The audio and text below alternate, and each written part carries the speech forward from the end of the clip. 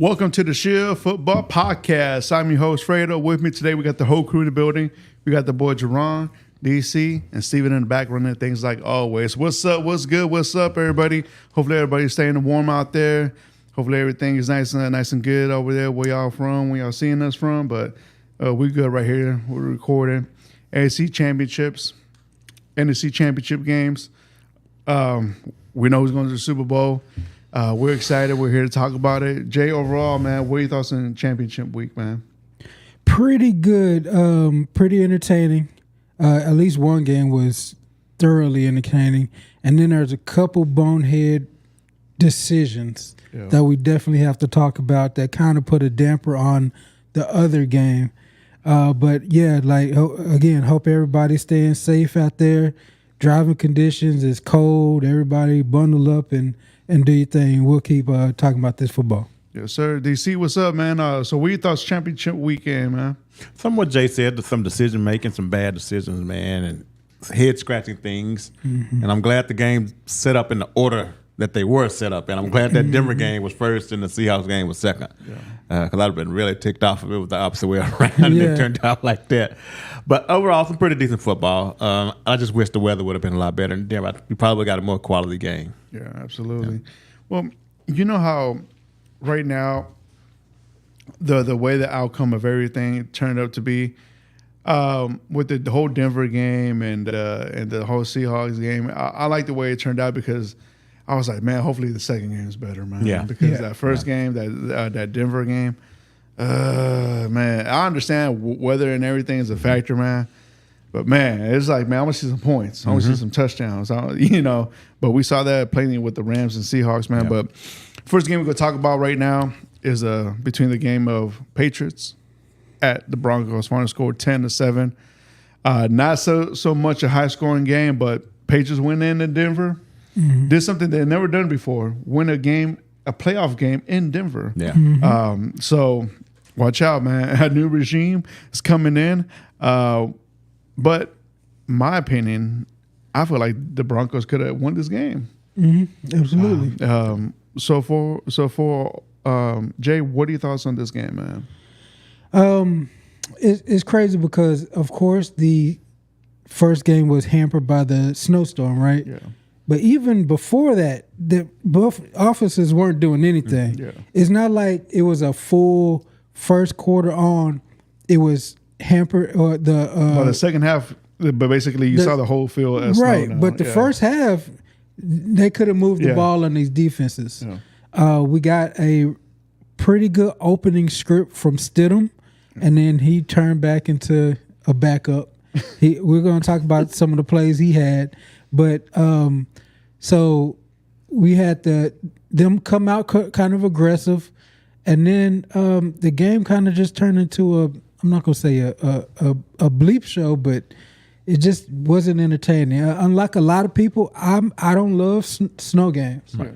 A lot of people would be like, "Oh, classic snow game." To me, it just kills the fun.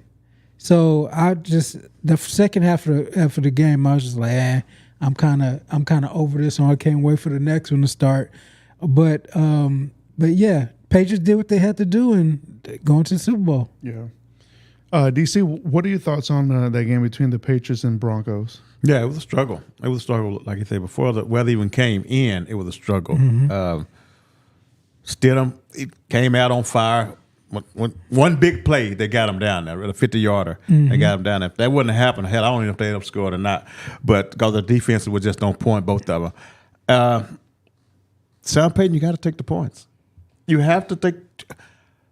At some point, when that score is 7-0 and you go up there and you try to go for it on fourth down, you got to take the points. You have to know that the weather's going to change. You cannot live there in Denver and not have some kind of inkling or idea that the weather is going to turn bad at some point. And you know, at that point, points are going to be at a premium. You got a defense. Once again, you have one of those defenses that can score 15 points. You should be good in a lot of games with that type of defense. But for some reason, he wanted to get down there and get cute, man. Don't do that in that situation. You're in this a defensive battle.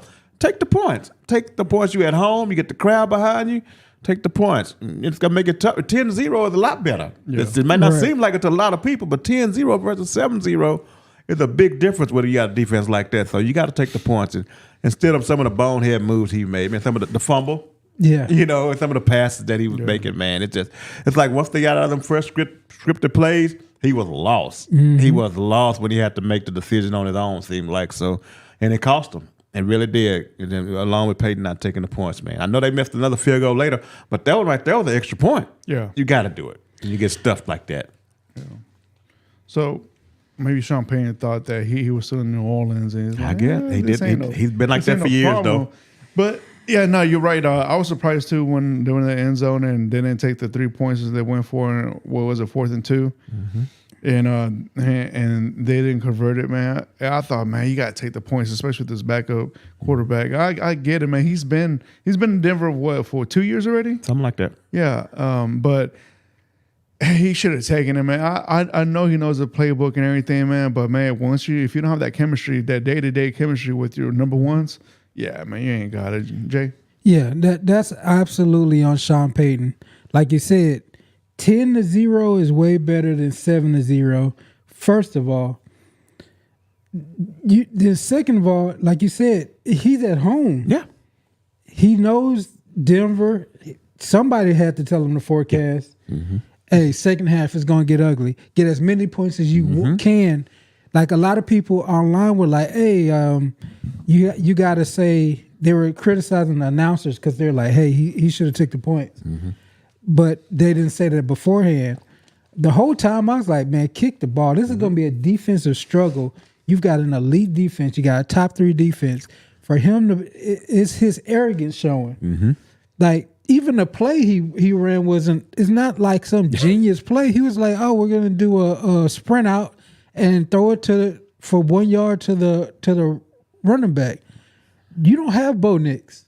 I don't think Bo Nix is anything special, like super. He's not Mahomes or nothing, but he's been your starter all year, and you can at least trust him to get you 1 or 2 yards in the game. This Stidham cat, I don't know what he showed you in practice, but hell, like maybe he felt the momentum of that deep pass that he got, but even the play call was just terrible. Yeah. And that's a Sean Payton. Him being arrogant, him being like, hey, I can scheme him up, kick the ball, get your 10 points is a whole new ball game. Because Drake May didn't show you anything to that point. They couldn't shake loose from they kept throwing at Patrick Surtain like he was the worst cornerback on the field. If I'm Sean Payton, I'm like, hey, do that all day, do that all night. I'm going to just keep kicking field goals. Look, like make it a Mike Tomlin game. Yeah, Mike Tomlin would have kicked 6 field goals and won the game. You know what I'm saying? Sean Payton was like, "Hey, I got to score touchdowns." No, you don't. Like in that scenario, you know that this quarterback's not going to win you the game. No. So let the rest of your team, or the rest of your players, do what they do best. You know, let them.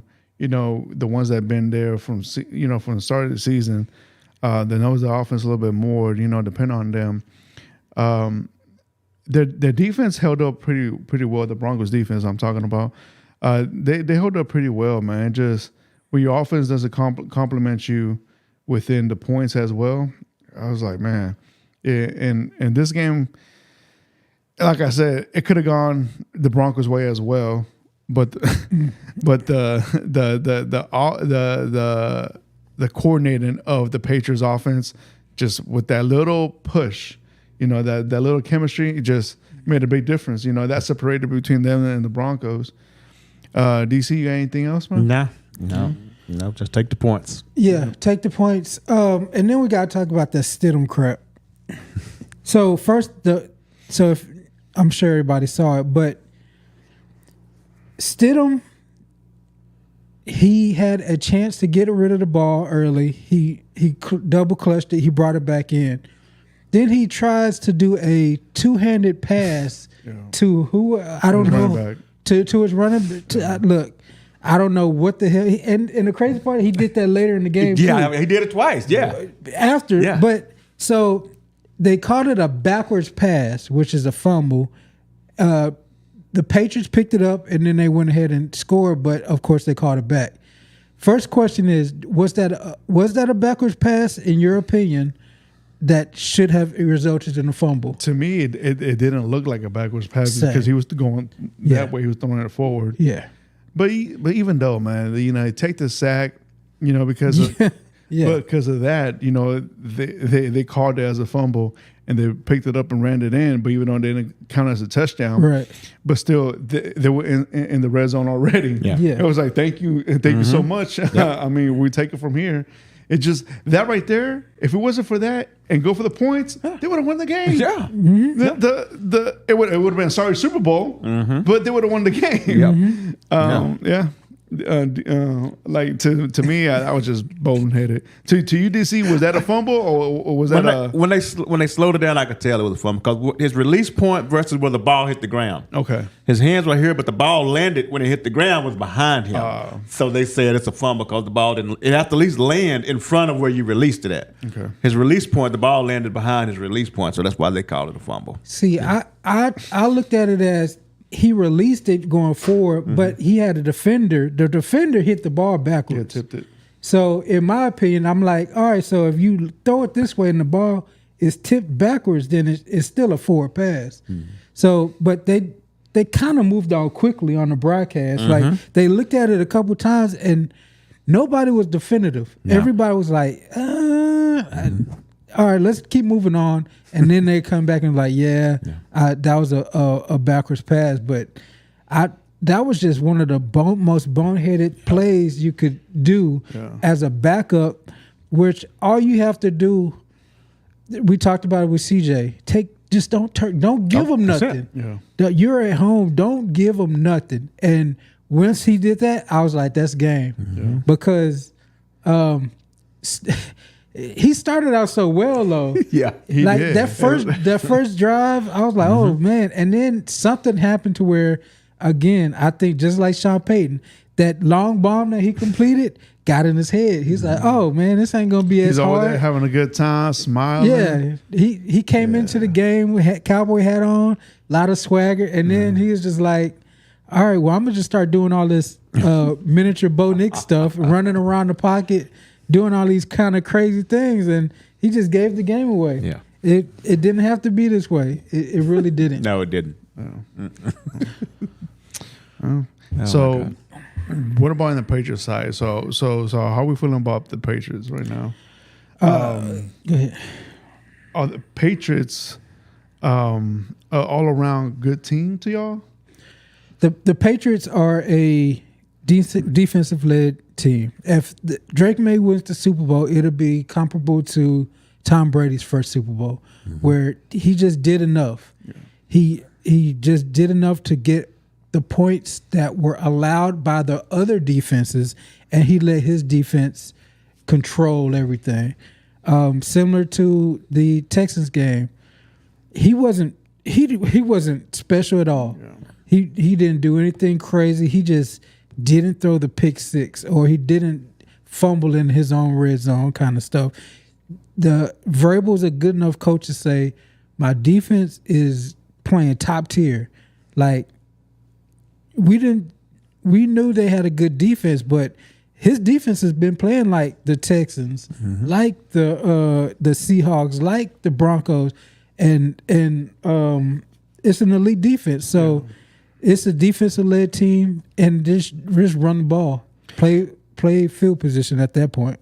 I saw a stat that it kind of surprised me that the Patriots within the playoffs have eliminated the top five defenses. Yeah. The Chargers, the Texans, and the Broncos. And and those were your top 5 defenses, and they're going up with I believe the number 2 defense, one or two, number 1 scoring defense, number 1 scoring defense. So if the Patriots can do with this in the Super Bowl, what they've been doing in the playoffs, hey man, they got a good chance right now. I'm pretty sure Vegas has Seattle favorite, right? Of course. I think it's already at like 4.5, 5. 4.5. Okay, Yeah. so I mean, every game they've pretty much been the underdogs. No, the Texans game they were favored by 3. They were favored in Texas. Yeah, and I guess us they felt like underdogs because of their whole situation. Yeah. What was ahead of them? Yeah, what was ahead of them? But the whole Mike Vrabel situation, man. Get this, man. He was unemployed a year ago. Yep. Okay. No, he got fired, unemployed, came back as a head coach and taking that team to the Super Bowl. Yeah. So that's amazing, man. You missed a step. He was in Cleveland. As a advisor. Right. In Cleveland, let him it's crazy. But he only did that for like 6 games though. Yeah, because he got fired right mid-season. He started. He missed the whole year. Oh, okay, he missed the whole year. Okay, it was the end of the year thing. Oh yeah. So the year he got fired, the season he's like, man, I'm away from opportunity. I think he had something in the back with the Patriots already. They talked, and then no doubt. And then he got hired officially to the Patriots, and now look at him, man. They're going to the Super Bowl, and that's very impressive. To me, Mike Vrabel, man, what he's done, what type of culture he brings is an epitome that a lot of coaches, a lot of organizations as the owners should look at. And you got to ask yourself, can this guy lead a team? Can he demand a locker room? And that makes a big difference, man. I'm gonna say it right now. Mike Vrabel is who people think Dan Campbell is. As in what? Mike Vrabel is the grit guy. Mike Vrabel is the guy who's doing this hampered. Like the Patriots offense ain't nothing special. Nope. His game plans, his preparation of his team is getting them to where they are. He's the one who's like tougher than everybody else. And it's not his first stop. He did it in Tennessee. Yes. Tennessee was well above where they should have been. Yeah. Like with the talent they had, and he got them to high heights also. Yeah. So Mike Vrabel he's the real grit guy. Yeah. But also does help if the organization backs the head coach as well. Yep. Like the head coach can only be so great until how the front office, because it's all politics in the front office. So sometimes you got a head coach that wants a quarterback. Sometimes you got the head coach that doesn't want that certain quarterback or a certain player. They're not happy. DC, anything you want to? It's definitely going to be led by the defense. Those guys like you say, they've only scored 56 points in 3 games when they only given up 26. So this is definitely a defensive led team. But of course, Vrabel, he's good at getting the best out of what he has. no matter who the player is, he's good at getting the best out of them. Yeah. And granted, we also got to look at this. They had the easiest schedule. And the whole NFL, they had the easiest schedule. When you get to the playoffs, you play 3 limp teams for the most part.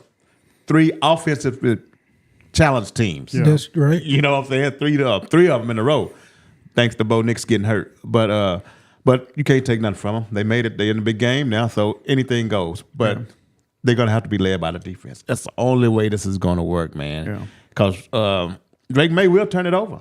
He will turn it over. And this what worries me about them playing Seattle, man. Their offensive line against Seattle's defensive line. I'm really worried about that part because I watched Denver get on them yesterday, and they're going to be coming up against the same thing whenever they play Seattle. So if they can put an extra lineman or something in there to help out, then they may have a chance. But you're going to have to muddy the water up. You got to have long drives and all that stuff because a couple of them big passes from Seattle, then you're in trouble. Yeah. But they can do it. Yeah. They can definitely do it because, like I said, he have guys believe they can do anything. Right. And that's a dangerous team. And they playing with house money. There's no pressure in New England at all for nobody. Yeah. There's no pressure there for nobody at all. They're happy to be there. They weren't supposed to be here. Right. So that's no pressure for them. So they playing with house money. All they got to do is relax and go play. That's it. Yeah, so it is funny the path that they got here. Like you said, like if you look at the Chargers, their tackles, no tackles, injured offensive line. You look at the Texans, CJ just had like a meltdown. And no Nico. And then no Nico, And then you look at this game, and of course, And no like mixing you said, as well. I mean, no mixing on that game. Even though, all year hasn't been playing. And but then no Knicks, and it's just like, damn. I know, man. Like, how many other teams could have gotten here? But then, like you said, like Fredo said, the defense that they have gone against have been hellified. Yes. So going back to Drake May. What he has like 177 yards passing per game, nothing special. He gets basically one passing touchdown a game. Completion percentage is about 55%. It's not glaring numbers, but somehow, some way, verbal gets them to the victory. Question I have for you guys is, if two of the three games that they've had so far have been bad weather games. If against the Texans and against the Broncos, if these are regular weather games, maybe indoors, maybe a faster surface, do they win these games? So is the weather and the style of play aiding the Patriots in getting to the Super Bowl? In your opinion? I mean, yeah. I mean, we saw it with the Texans. Absolutely, we saw the weather being a big factor. And I'm saying this because the Texans are not coming from outdoors. They're an indoor team, and we saw between the center and CJ. The ball was being missnapped and everything. CJ couldn't catch some of the snaps, and he got lucky that he caught some of them, but you go to Denver, they play in the damn snow as well, just like the Patriots do. So it's like, but it favored more towards the Patriots side. So in that scenario, everything that has happened from their schedule, from the opponents being hurt, the weather, all that has gone to their favor, man. So I'm not saying they're lucky, but a lot of luck has been towards their end than the other team. A lot of favor. Yeah. At the Denver game, if it was a neutral field, I think they struggle a little more. But the Texans game, CJ made bad decisions. Yeah. That was just some bad decisions. CJ on his lost part. that game. It was some bad decisions on his part, even though the weather was bad. But you can still throw the ball away. Yeah. Okay. The decision making was a big part of why they lost that game against the Texans. I mean, the Texans lost that game, but the Broncos game on a neutral field, I think, it'd been a lot better game. Yeah. I think if the snow wouldn't have came, I think we'd have had a lot better game. Maybe not much more scoring, but it still would have been a little better game because when it starts snowing, the guys just look slow and sluggish. Yeah. You have to be careful when you try to cut for the handoff and all this stuff. It just looks really, really slow and sloppy. So on a neutral field, it'd probably been a lot better game. Yeah, that's crazy, man. The beginning of that game, you saw that there was no snow. Right. Like I even told my wife, like, man, I'm surprised there's no snow. Yeah, it looked good. Come second half, boom. Oh, completely, man. Yeah. I like I said before, I'm not a fan of snow games, but look, they did their thing. They got to the Super Bowl, so I can't knock them too much. Like I said, they're probably a year or two ahead of schedule because of, like you said, the easy schedule they had all year. It was the league's easiest schedule, right? Yes, it was. And then the way that they kind of not glid through the playoffs, but just favorable things just kept coming up. Like overall, I think they're a pretty healthy team, right? Yeah. The only problem makes a difference. is their own team. Like Will Campbell has been struggling on the left side of the line, but Drake May, he gives the ball up, but that defense is still stout. It was crazy because against the Texans, Nico went out with like concussion, something like that, right? Yeah.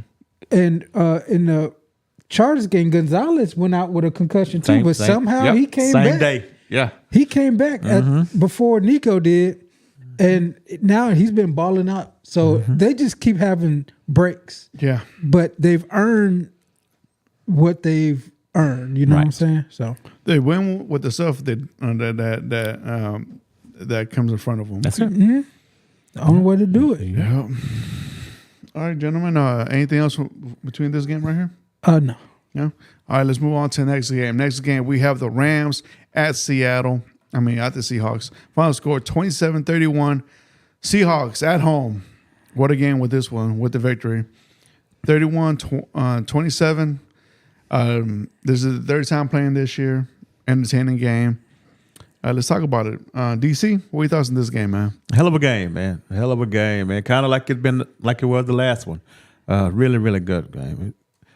Seems like they left their defenses in the locker room, though. Both teams. Because they came out gunning at each other, man. But it was exciting football, especially for the first three quarters, because there was no points scored in the fourth quarter. You looking at that score, you think, damn, they was going okay. There was no points scored in the fourth quarter. The defense finally showed up. But Sam Darnold, he balled out. I got to give it to him, man. He did ball out this yesterday. Hell of a game for him. Big game for him. And he needed that. He needed that. Didn't too many people believe him outside the locker room, and he's starting to silence some people, man. And I'm glad for him. I didn't think he was going to do it in this moment, and he pulled it off. JSN, man amongst boys out there, man. The guy, the way he just runs his routes, man. He runs like a Antonio Brown, man. It just looks different. It ain't nothing you can do about it. Even if he told you his route, I think that he still get by you, man. It just looks different than any other receiver, man. And he got the hands like stick them on him. Good game for him, man. So they got a nice 1-2 punch there. And Kenneth Walker, it might didn't show up on the board on the box score, but he did some critical things in that game, man, to help them pull it out. So, but like I said, it was a good game. And the guy, man, when the guy muffed the punt, I looked at my wife. I said, "This is over." Yep. And she said, "It's the second quarter." I said, "I know it, but it's over. It is over because special teams have been the knife in their back every time. The last time they gave up a punt return to Secure. The first game before that, when they gave up Secure, they fired the special teams coach. And they've been struggling on special teams the whole season, man. And the defense, once again, they didn't really show up either. The back end is trash. The back end. I know you playing against JSN, but you still go against Cooper Kupp, man, and Jake Bobo. The back end of the Rams is trash. They're gonna have to figure that thing out this offseason, and there's no doubt that they'll adjust those problems. But a good game, man. It's good for Sam Darnold and good for the Seahawks. Yeah. Jay, what are your thoughts on this game? Really interesting game. Really fun game. I could see them play 3 more times. Yeah. If I had the option, I would just, run it back. It's like it's a good game in Madden where you and somebody are playing online and you like, good game, let's do it again. Let's reload because it's going to be tight no matter what. Kudos to Sam Darnold. Played pretty much a perfect game. He had a couple throws that were, Sam Darnold-esque, but no turnovers, 3 touchdowns, 346 yards, and sacked 3 times. He had a fumble, but that's Sam Darnold. He's gonna do Sam Darnold things.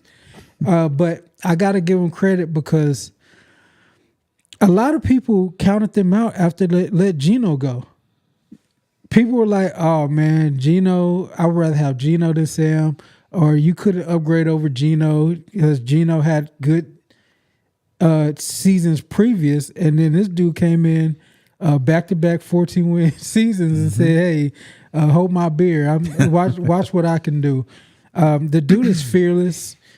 Some of them windows that he throws into are the reasons why he gets picked off because not many quarterbacks would throw in those windows. But he's grown, he's progressed He's a lot different than the I'm seeing Ghost Sam Darnold, the Sam Darnold who had mono in New York. So yeah, he's the story of the game. What a redemption arc that he had. This is his 5th team going to the Super Bowl, favorite in the Super Bowl. Yeah. And then, like you said, JSN. It is something to the way his body moves. It's different than anybody else's. His route running it's like his whole body moves at the same time. There's no lagging. There's no he doesn't over exaggerate his moves. He's like when he cuts, his whole body's like, all right, cut. Let's go. Let's go. There's no stumble, no nothing. He's like, hey, we're gonna go inside. We're gonna cut out to the corner, and his whole body's like, doop. And then the defenders just left in the wind. Like, it's really impressive. The Ohio State boys have been showing out. He had 10 receptions for 150 yards, 52 yards, and a touchdown. But man, this it's a tough team. Yeah. It's a tough team because their offensive line is nothing special. Yeah. The defense we know is great. Then you throw in the OC play caller. Just he's hitting home runs with his play call. Clint Kubiak. Every time I thought there was going to be like a third down stop. Nope, beautiful call. Yep. JSN open somehow, some way. Put JSN in the backfield. Have him run a corner to end zone touchdown. I'm like, this dude, he's got the magic playbook right now. He's what's that green playbook off of Waterboy? Yeah. He's just got all the plays and they've been executing. So yeah, they're a very worthy Super Bowl team. I'm not going to talk about them the same way we talk about the Patriots, because in the NFC, I think both of these teams were 100% capable on offense and defense. Even though, like you said, the majority of the game defenses didn't show up, but when it came down to it, we saw what both of these teams are about, and Seattle just came ahead. I don't know if they're any better than the Rams. Right. I just think they're Spider-Man meme. They're looking at each other like, oh, you're good, I'm good. You know, it is. We good. We're both good. Yeah. We can play this 5 more times, and if the damn punt returner can field a punt, maybe it's different. You know what I'm saying? So, best out of 5. I make it a series. Yeah. Oh shit, man! There'll be a lot of injuries. We will be thoroughly entertained. Yep, because Matt Stafford had a hell of a game too. Yeah, he did. Both of those guys had hell of a games. Stafford had a hell of a game every time he played him. For some reason, he got up like maybe 800 yards, I think. Stafford said that he's coming back next season. Good. Oh, yeah, he said he's coming back. Yeah, that he wants to play next season. After performing like that, you better run it back. Yeah, and then you got Devontae Adams. He's 0-5 in championship games. Kind of feel bad for him because he balled out. And then you got Puka, who all he does is catch the ball. Yeah. Even at damn at the end of the game, to almost to get first of all, was he out of bounds? Yes. No, he was inbounds. Right. So for him to come across the field, they know they throwing it to him. He's got a defender on his back. He's fallen to the ground. He caught the ball, and he was that close to getting out of bounds for a Hail Mary attempt. I'm like, it's just precision on top of precision. Yeah. The way these cats are, but way both teams throw the ball is crazy. I'm envious of both of these teams. Yes. You guys want to hear an interesting stat? What's that? So in the 2018 draft class, it has Baker Mayfield, Josh Allen, Sam Darnold, and Lamar Jackson. Which of all those quarterbacks is about to go to the Super Bowl? Has been to the Super Bowl? Sam Darnold's the only one. Sam Darnold, man. Yep. Believe that, man. And you got one of them that he's a Heisman winner. You got 2 of them MVP leagues, MVPs, and you got one that was about to go to Super Bowl. and you got two of those are journeymen. Yeah. Who was first? Donald Baker. or Baker? Baker was number 1? Yeah, Baker was number 1. Baker, Donald then 2. Darnold, And then Donald, and then Allen, and then Lamar. then Lamar. Lamar was 32nd, picked 32nd. Yeah, that was crazy, man. In any controversy in the game, anything that you could have saw besides the. All right, so we got to talk about this kick returner, the punt returner.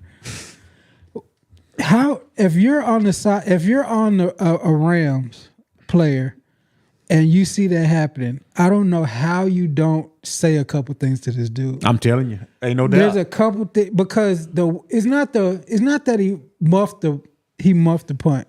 First of all, he bobbled one. And land in front of him. Yeah, I'm like, I was okay. like, I'm like, well, okay, all right, bro. All right, and then the second one, the dude fell on his butt.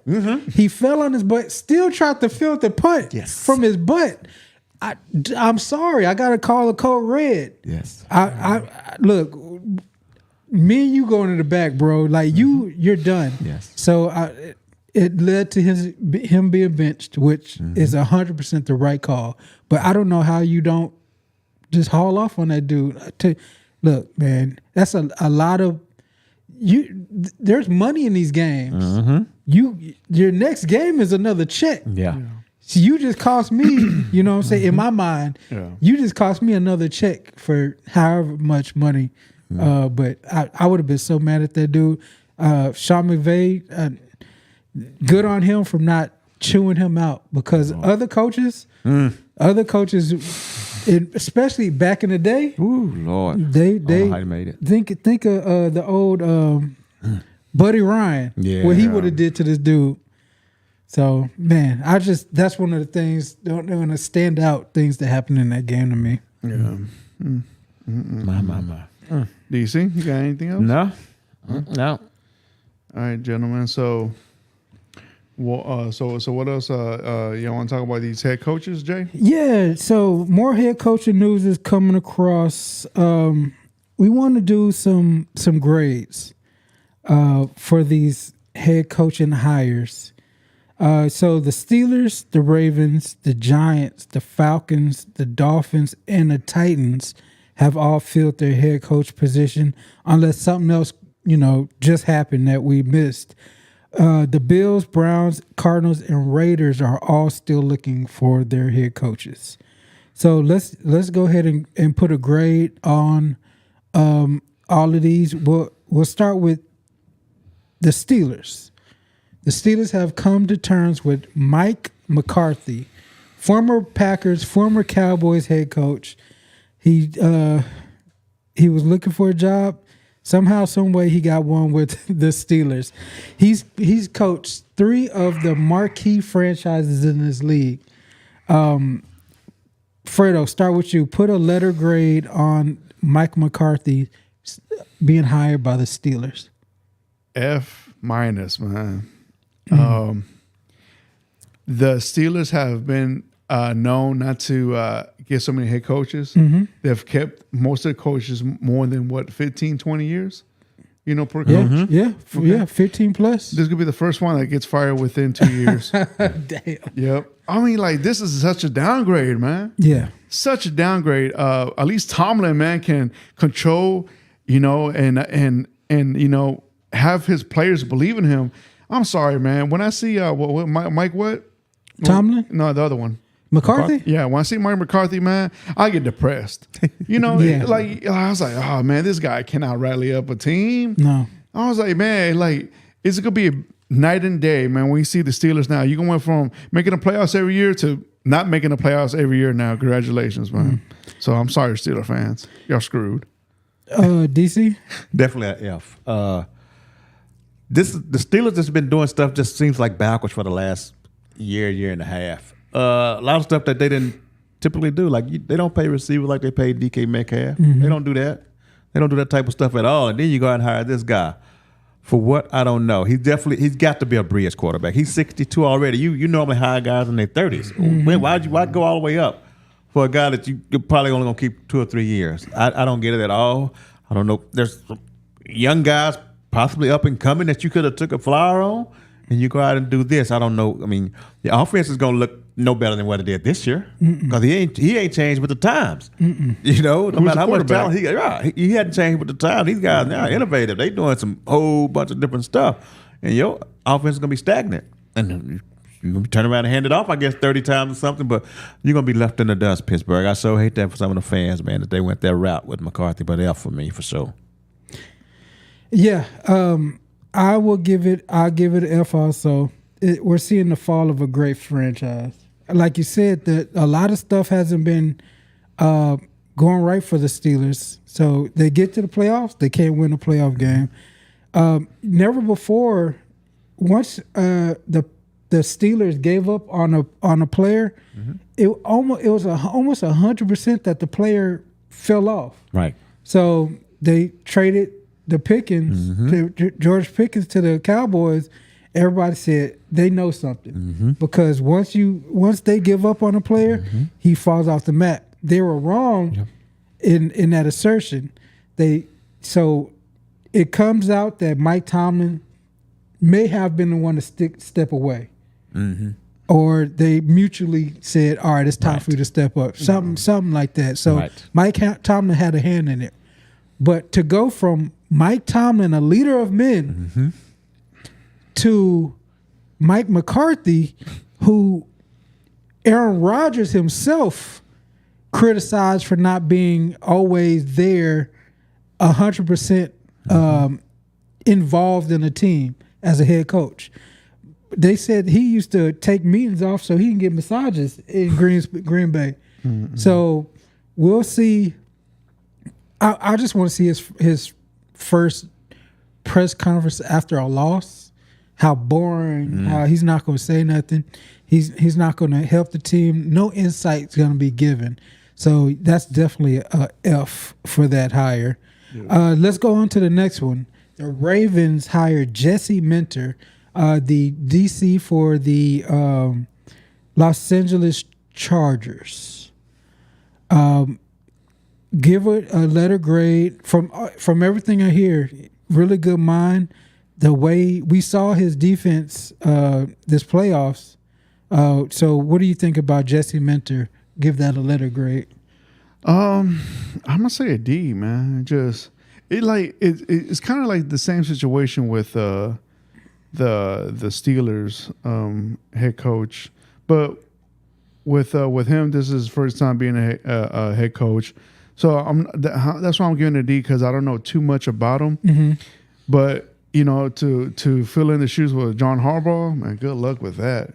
John Harbaugh was another leader of men. Same like McCarthy. Tomlin. Same thing like him. This could be another team that's going to be struggling in the next couple of years as well. But we'll see if he could turn around that defense. Maybe go to that true identity of the Ravens, which is defense, and we'll see, man. Like, maybe he could turn it up. You see, man, I'm gonna give it a C. I think he got one of his first jobs was at Baltimore. He's familiar with the franchise. Yes. But on the other hand, I think the defense is gonna be better with him coming in there for sure. But Lamar had to have a hand in this. Because they said he was going to be part of the interview process, so he had to okay this.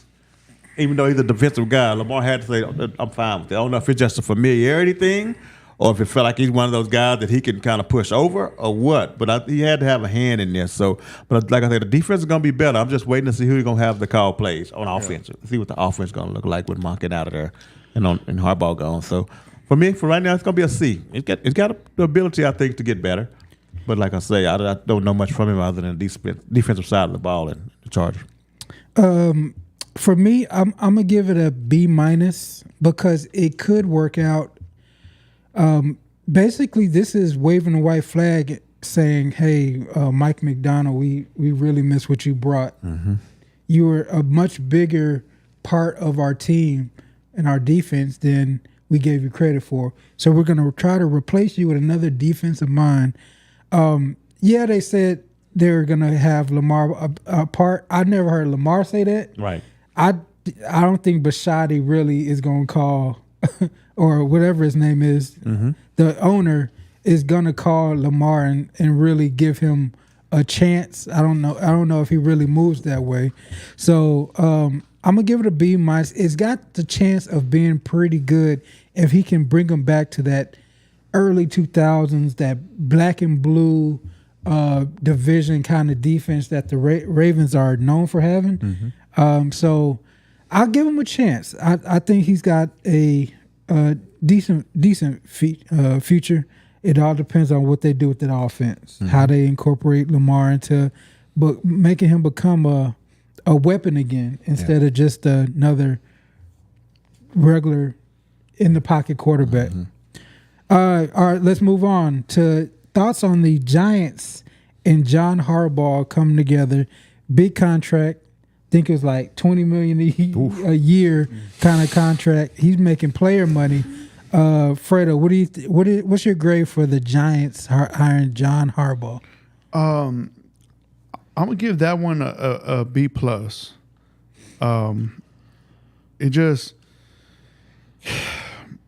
the hiring is a great hiring, man. It's a really good hiring. I'm just can he really build up this team? This team is not too far behind from being good, but the key is the quarterback position. We know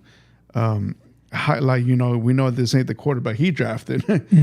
So I wonder how that's going to play out. But overall, I give this like a solid B plus or A minus type of figure. Yeah, DC. I'm giving it an A. I like it a lot. He's walking into a room full of talent. He just got to get it out of him. He's probably, when he coaching neighbors, he's probably going to be coaching the best receiver he ever coached. And, I thought, Hopkins in his prime, something like that. But as far as a receiver in his prime, Neighbors probably going to be the best one he's had. And he just got to get the defense to come along, get something done on that back end of that defense, also that secondary. Yeah. But I think for the overall team, I think he's going to be good. Looks like they say bringing Monken with him. And I think that was part of the problem in Baltimore. He didn't want to fire Monken. I think Baltimore didn't want Monken no more. And he was like, no, I'd just rather get up out of here than we can fire me. So talented running back, receiver. We got to work on the quarterback. Get him under control. But they could be a team to make the playoffs next year. They have enough to do it. Yeah. It just depends on how Neighbors come back from his rehab and all that, how soon he can get back.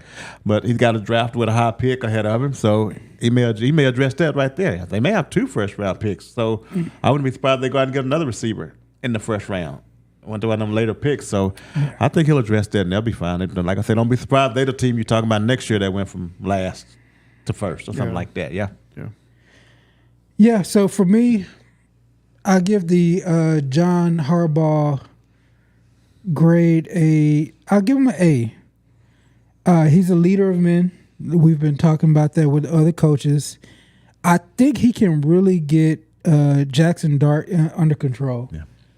I think he's the one who's going to kind of rein him in, rein all that his athleticism in, and teach him how not to take the punishment that he's been taking. And that's going to be very vital. I think he's going to get them to a Super Bowl.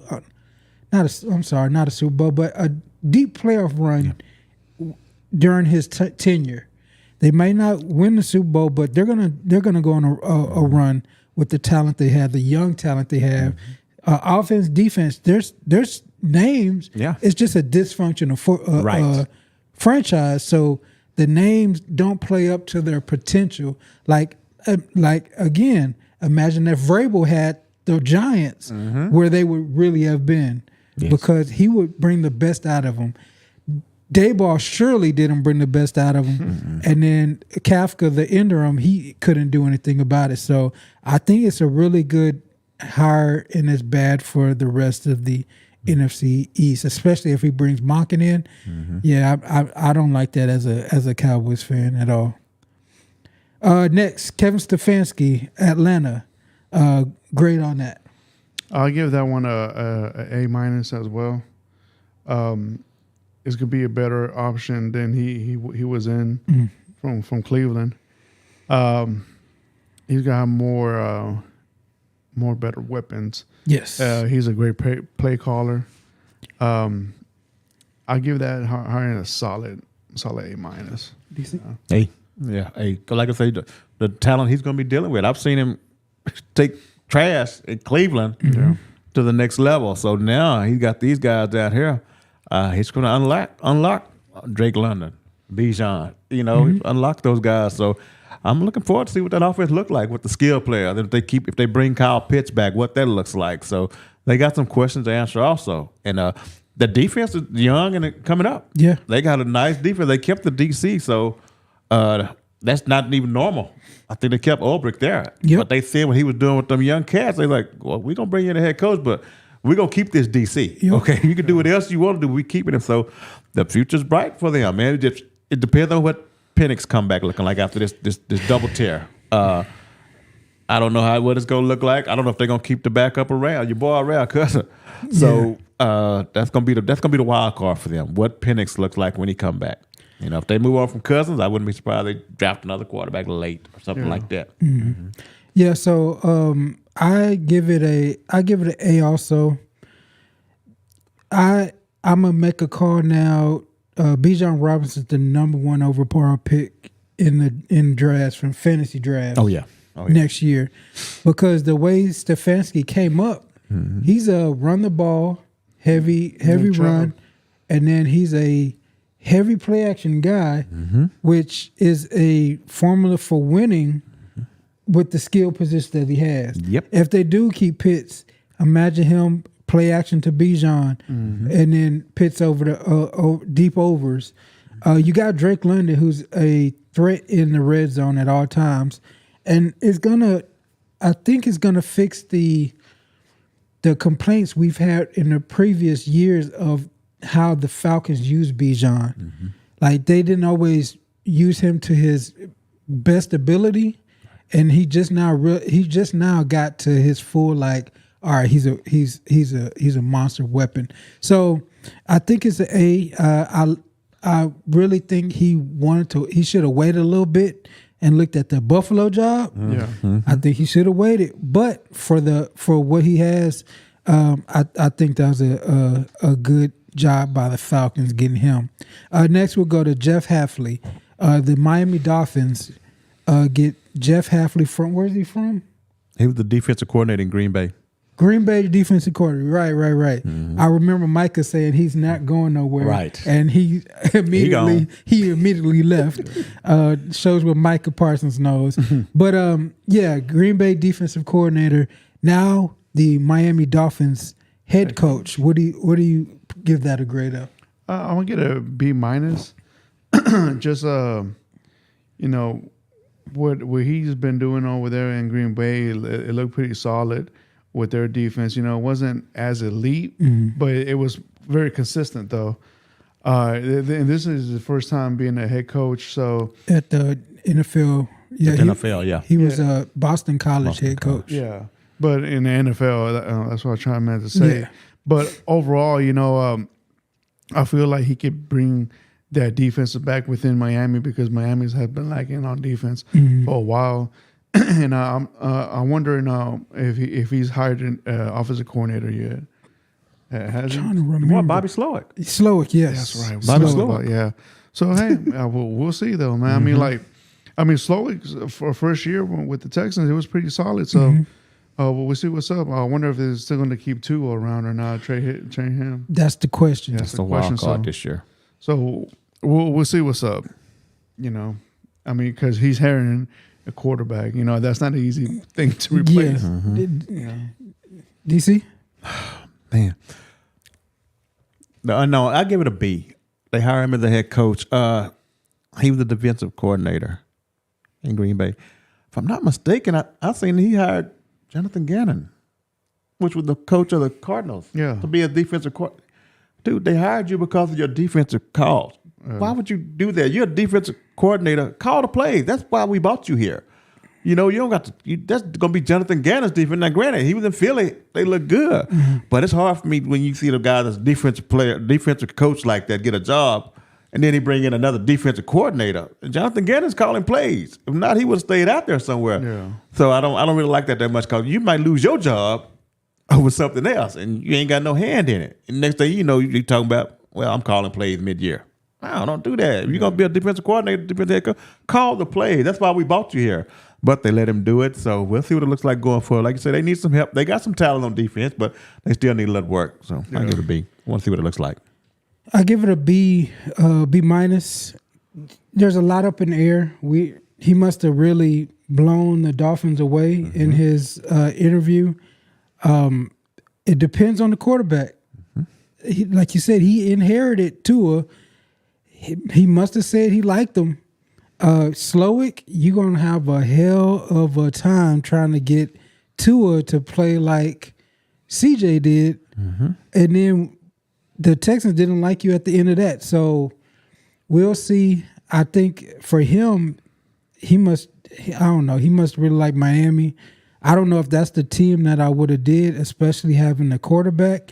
Or maybe they said, hey, you can bring in your own quarterback. Yeah, right. And then we can start from scratch. So I give it a B minus because it's kind of all up in the air. Yeah. And this last one that we'll do, Robert Saleh to the Tennessee Titans.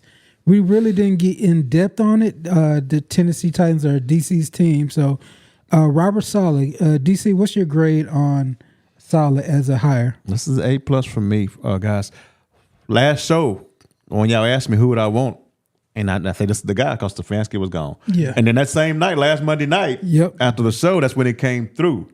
And I was good. Man. I'm looking forward to it. Like a leader of men. And he was just talking about his defense is built on speed. You know, he likes to fly around a little bit. So some of them guys in the middle, like Devondre Sweat, he's probably gone. Because he's going to go to a 4-3 versus 3-4. His defense don't use nose guards. So something's going to have to give at that. But I think the building's really excited. I know I'm excited. I just can't wait. I'm ready for the draft and the offseason already to see what this is going to look like when he puts it together. Because we got over $100 million to spend, and there's going to be some players out there. In the draft, there's going to be some nice edges coming out this year. This is a big draft for edges this year. One of the best you're going to see. You might get some steals in the second round. The way these edges are coming out this year, it's going to be heavy on the edge. And I'm looking forward to it. I know he's going to put the defense together, man. It's going to be solid. You just got to work on that. I'm waiting to see who his play call is going to be. It says it's going to probably be Dayball. Dayball is going to be the OC.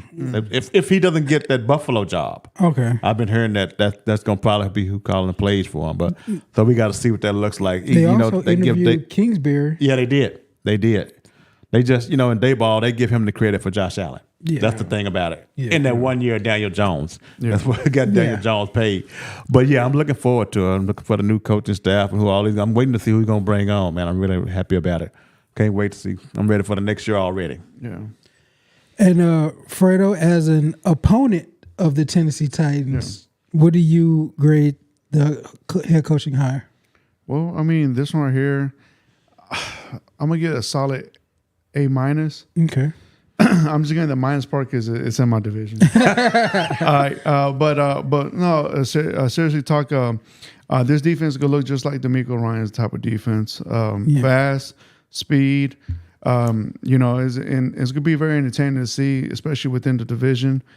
We know that Robert Saleh's defense.